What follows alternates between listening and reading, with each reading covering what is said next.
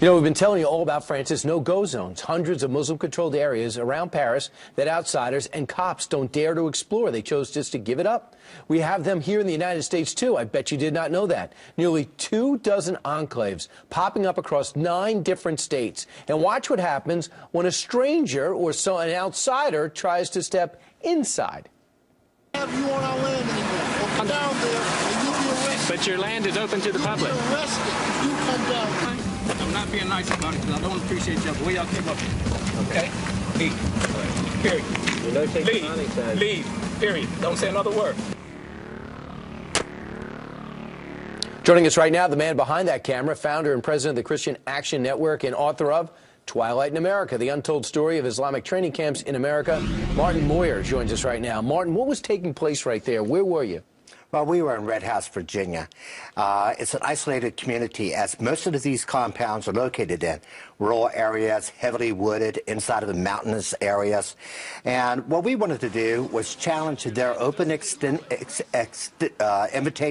to actually come onto these compounds and see whether they were peaceful or not. So we brought our cameras, we tried to get on, and this is how we got treated. And quickly, this is the whole thing that we're seeing here. What goes on in these campuses? A lot of people say, hey, there are Jewish camps in this country, Christian camps in this country. Why can't we have a Muslim camp? Because these are truly no-go zones. Unlike the ones in Europe, which I have visited, you can actually walk into those no-go zones. You can walk in with your cameras, you can talk to people, but in these particular no-go zones, you cannot get into. They have gates, they have armed guards, they have security forces, and when you go up into them, you're specifically told to leave these particular areas, and they're particularly dangerous. And we're watching right now. Where are we seeing this footage from? This is a video they put out for the people inside of the compounds so that they learn how to do terrorist-type training. They teach them how to kidnap people, how to strangle them, how to kill guards, how to do guerrilla-type warfare training. And this is what goes on in these isolated no-go zones inside the United States. In America, name some states, name some areas, because you also say they're affiliated with a Pakistani militant group. Yeah, that Pakistani militant group is called Jamaat al-Furqa, run by Sheikh Jelani, who most people haven't heard of, but that is the guy that Daniel Pearl, Wall Street Journal, was hoping to interview and was arranging to interview when he was kidnapped and then later beheaded. So name some towns, name some cities, name some states. Where are Well, you? we have him in Texas, Sweeney, Texas. We have him in York, South Carolina. We have him in Commerce, Georgia. We have him in Red House, Virginia. We have him in upstate New York. We have him in California. We have him in Michigan. They're scattered all around the United States. So right now, when you call an officer and say, hey, wait a second, you got an enclave here, this is Islamic extremists being trained on our ground, what is the law enforcement's reaction?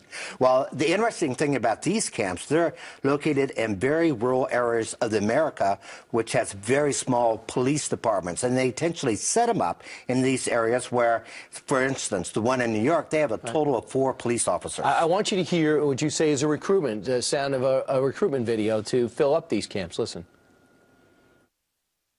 You're most welcome to join one of our, advanced training course in Islamic or in Michigan, or in South Carolina, or in Pakistan, wherever we are, you can reach us. Where'd you get that?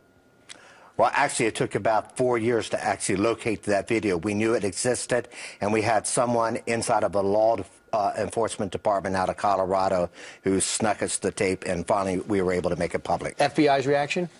FBI's reaction is that, look, they have the First Amendment and other American rights to operate these enclaves in the United States, regardless of the type of weapon training, guerrilla warfare training that's going on inside of them. It's not okay with me, and it certainly doesn't seem to be okay with you. Martin Moyer, thanks so much, President and CEO of the Christian Action Network.